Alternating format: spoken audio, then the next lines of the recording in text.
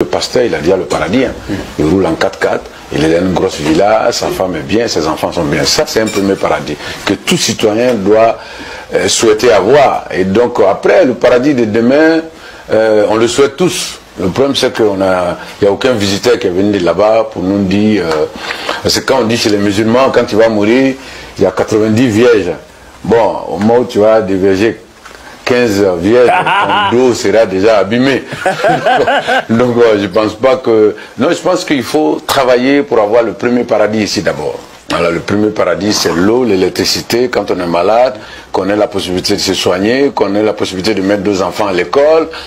Ça, c'est le premier paradis. Et il se trouve que les leaders religieux, ils ont tout ça. Mais les fidèles n'ont pas tout ça. Est-ce qu'il y a un problème de la religion en Afrique par rapport à la pratique, les fréquentations et autres? Oui, il y a une exagération. Oui. Il y a trop de laisser aller. Bon, c'est la misère aussi qui fait ça. Parce la misère. Oui, je pense que quand les gens sont dans la misère, ils se disent... Vous savez, il y a quelqu'un qui m'a dit un jour, Dieu a donné le paradis du monde aux Blancs.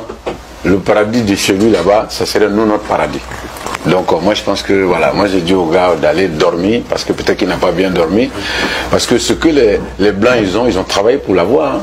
Ils n'ont rien attendu du ciel. La manière dont la religion est exagérée en Afrique, c'était comme ça en Europe. Il a fallu stopper ça. Aujourd'hui quand vous allez au Canada, beaucoup d'églises sont devenues des salles de sport ou des appartements. Mais le Canada évolue, le Canada se construit, alors que nous prions plus qu'eux.